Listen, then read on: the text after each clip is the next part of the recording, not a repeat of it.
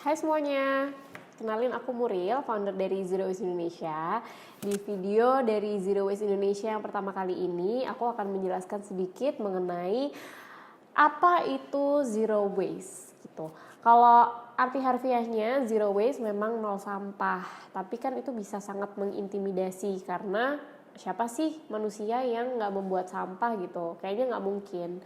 Nah, Zero Waste itu artinya adalah meminimalisir sampah yang kita kirim ke tempat pembuangan akhir. Yang paling penting itu adalah mencegahnya, kita menjadi konsumen yang bijak.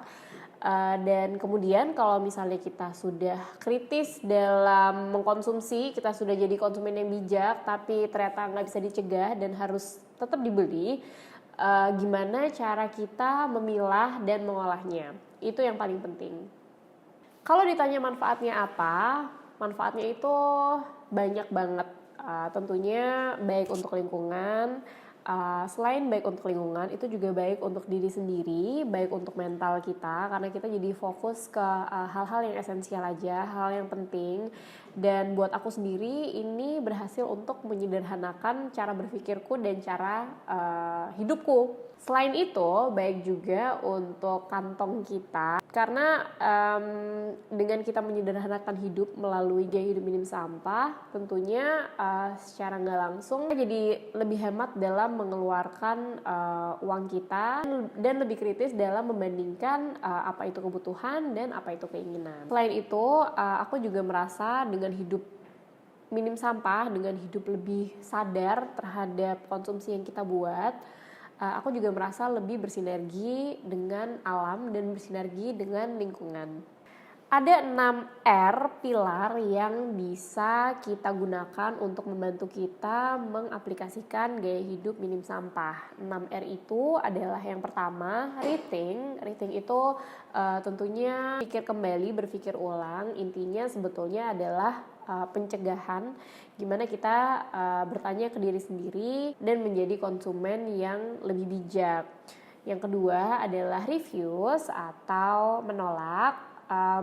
Sebagai contoh, kalau misalnya kita datang ke sebuah acara, kita bisa simply menolak goodie bags atau freebies yang biasanya dikasih sama mereka, karena kalau kita terima itu artinya kita agree sama apa yang mereka lakukan dan next time mereka akan terus memproduksi hal yang sama, bahkan mungkin akan memproduksi dengan lebih banyak. Tentunya selain itu kita bisa nge-review barang-barang plastik sekali pakai kalau kita ke supermarket, kresek misalnya, kalau kita ke restoran sedotan plastik misalnya. Kemudian yang ketiga adalah reduce.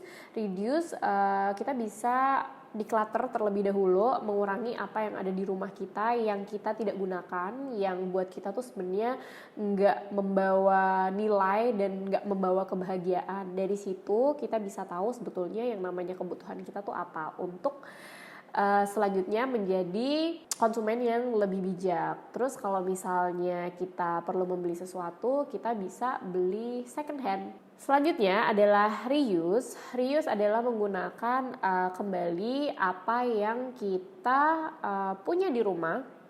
Jadi dengan hidup zero waste bukan berarti kita harus membeli semuanya baru. Karena kita menjadi konsumen yang lebih bijak, kita jadi lebih sadar dengan apa yang kita gunakan dan apa yang kita punya di rumah. Sebisa mungkin kita menggunakan ulang apapun itu, kita menggunakan kembali barang-barang seperti misalnya botol kaca atau botol plastik, toples dan lain-lain. Dan kalau misalnya kita tidak mempunyai suatu barang, kita mau beli gitu ya, sebaiknya kita cari bahan-bahan atau barang-barang yang reusable dan yang nggak digunakan hanya sekali pakai. Terus selanjutnya adalah recycle dan rot. Jadi tadi yang di atas 4R pertama itu adalah fokusnya ke pencegahan. Nah yang kelima dan keenam, recycle dan rot ini fokusnya adalah kalau misalnya sudah nggak bisa dicegah, gimana kita memilah dan mengolahnya. Recycle seperti artinya adalah mendaur ulang, tapi tentunya kita nggak harus mendaur ulang semuanya sendiri, karena ya nggak mungkin gitu. Yang kita bisa, mungkin kita bisa bantu untuk mendaur ulang dengan DIY di rumah, tapi kan itu kecil volumenya, kapasitasnya juga kita nggak bisa melakukan dengan banyak. Yang paling penting itu adalah memilah sampahnya, seperti memilah kertas, plastik, botol, metal, dan sebagainya, di mana semuanya ini memiliki nilai ekonomis yang kalau misalnya kita buang ke tempat pembuangan akhir dicampur dengan semua sampah-sampah yang lain, dia akan berpotensi menjadi racun.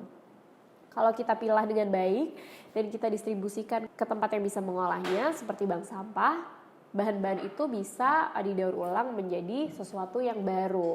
Tapi dengan recycle jangan menggampangkan, karena dari 100% barang-barang yang dipilah, dibuang gitu, hanya 9% yang bisa didaur ulang, dan itu globally, nggak hanya di Indonesia. Jadi kita jangan berpikir nggak apa-apa lah dipakai aja karena ntar bisa didaur ulang juga gitu. Mikirnya jangan kayak gitu. Kita harus tetap jadi konsumen yang bijak, itu yang paling utama.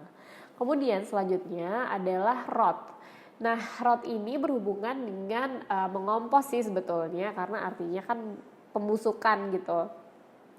Sebetulnya memang di dunia dan di Indonesia itu 60% sampah yang ada di TPA itu adalah sampah organik. Sampah organik itu dari sisa-sisa makanan kita, sisa-sisa sayur, sisa-sisa buah. Jadi kalau misalnya kita bisa memilah sampah tersebut menjadi sampah organik, kemudian mengomposnya, kita sudah sangat membantu dan berkontribusi dalam mengurangi sampah ke TPA. Nah, kira-kira kayak gitu.